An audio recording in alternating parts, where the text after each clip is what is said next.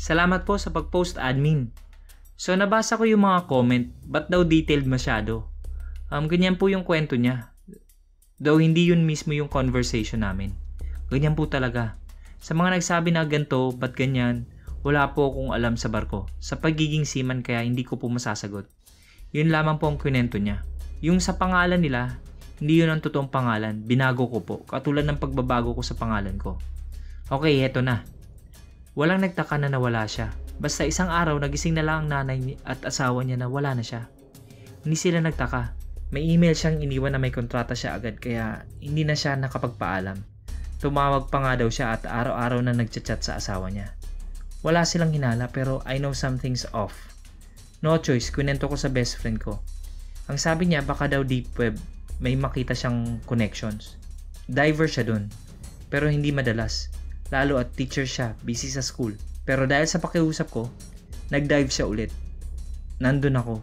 May mga human experiments pero walang katulad sa kwento ni Pat. Meron yung papalitan ng robot arm, yung kamay, mga ganun. Pero yung mga experiments na nakita namin, iisa lang ang purpose, to make an army of super soldiers.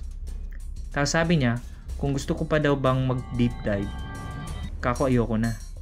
Delikado na masyado. Total mukhang okay naman talaga si Pat. Araw-araw nga niya kachat pamilya niya. Siguro naman ay okay talaga siya at baka nga kumana na naman yung ka-abnormalan ng lalaking yun. Kaya nagkwento ng kung ano-ano. Nakawaglit sa isip ko yun hanggang nitong June lang. Umuwi yung syota ng pinsan ko. Sa barko nagtatrabaho. Cruise sa casino sa barko. Basta yung dealer ata. Basta yun. Saktong pagbisita niya sa amin, birthday ko. Andun yung best friend ko. Ter, di ba sa barko yan? Tukoy niya kay Kuya Joel. Oh, bakit? Ba't di mo tanongin yung tungkol sa kwento ni Pat? Di cruise ship yan. Iba naman ata yung kay Pat. Kahit na, malay mo. Kahit wala akong balak uminom, nagpabili ako ng alak. Tsaka niyaya sila ng pinsan ko. Nakapabilog kami dun sa katre sa may dirty kitchen. Ako, BFF, pinsan, isa pang pinsan, tsaka si Kuya Joel. Tapos kunwari, may nabasa akong article tungkol dun sa kwento. Sang article, tanong ni Kuya Joel.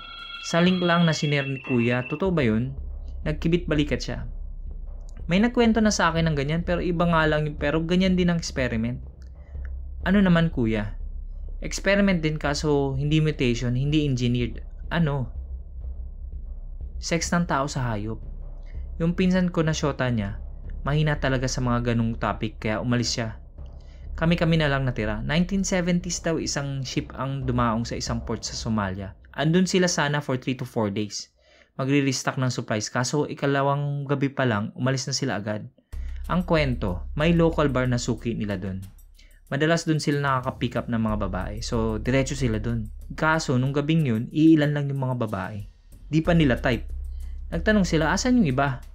Ang sabi nawawala daw, may ilang cases na rin daw na nawawala mga babaeng turista. Pero di daw ganun karami na maalerto ang awtoridad. Sa mga locals naman, puro prosti ang nawawala. Siyempre, daungan, iniisip na lang ng ilan na sumama sila sa mga barkong nagsisi-alisan. This particular seafarers na curious, lalo na nung sabihin ng pinagtanungan nila, 4 sa babaeng turista na na-report na nawawala. Nakita naman daw, yun nga lang, di na makausap. Ordinaryo nang may makitang lalaki na may nakapulupot na babae palabas ng bar. Pero ang hindi normal yung ilang babae kasama iisang lalaki. Sinundan nila yun. Napunta sila sa masukal na bahagi pero may ilang bahay pa naman. Kaso, imbes na pumasok sa bahay, nagtuloy-tuloy sa gubat yung 3 babae at isang lalaki. Sinundan pa rin nila hanggang sa lumod yung lalaki sa may lupa at parang may kinapa tapos may trapdoor na hinila. Isa-isang nagsibabaan yung mga babae. May kung anong amoy sa paligid kaya hindi sila agad pumasok. Inaabot sila ng umaga dun. Aalis na sana sila nang lumabas yung lalaki sa trapdoor pero walang kasunod na babae. Doon na sila pumasok. Naiwan yung iba na lookout. Maluwag sa baba. Nasa 7 hanggang 10 metro ang lapad. Paelang style. May mga naka-cage na hayop. Nakapagtataka, hayop sa wild dapat wild. Pero parang sanay sa tao. Sa may paliko at dead end, halos panawan sila ng ulirat nang makita yung ilang babae na nakita nila kagabi at maging yung mga suki nila na nandun. Hubot-hubad. Nakakadena ang mga paa. Nakasusulasok daw ang amoy. Pinaghalong ihi at dumi na. Pero ang nakakakilabot talaga, yung itsura ng isang babae. Nakahilata sa sahig. May pangitaas pero sa pagitan ng mga hita, may nakaibabaw na isang itim na malaking pusa.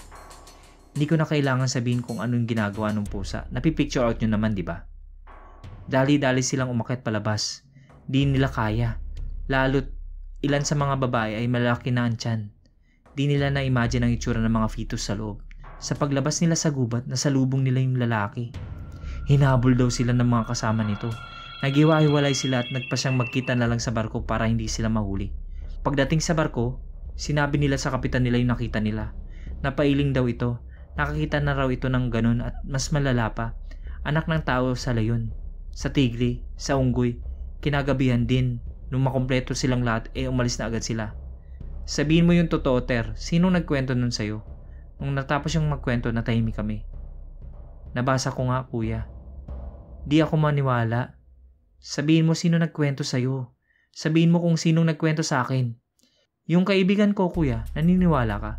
Oo naman. Sino ba nagkwento nung sa'yo? Lolo ko.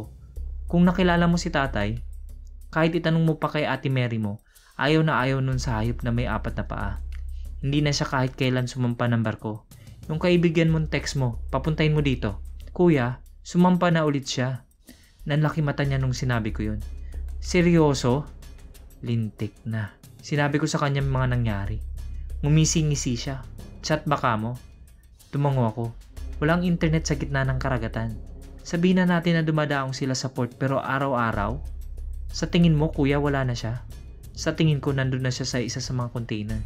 Pero mas okay pang isipin na patay na siya. Nagpapadala daw siya, kuya eh. Nawala yung mga kasama niya, di ba? Bakit siya lang ang hindi kung totoo nga? Bakit biglaan siyang nawala? May kontrata agad-agad? Masyadong malawak ang karagatan. Kahit nga ako, lalo pag nasa barko ako, at nakatingin sa lawak, napapaisip ako sa mga kwento ni tatay sa amin. Unang sampo ko nun, naabutan ako ng isa sa mga officer dun sa deck. May edad na siya. Nakwento ko sa kanya yung kwento ng lolo ko. Hindi niya ako sinagot ng direkta kung may katotohanan ba yun. Pero malaman yung sagot niya, ano kuya? We humans aren't satisfied to what is given to us. We crave for more. We demand more. And that's when we became evil. P.S. I still have faith in humanity. Totoo po ito.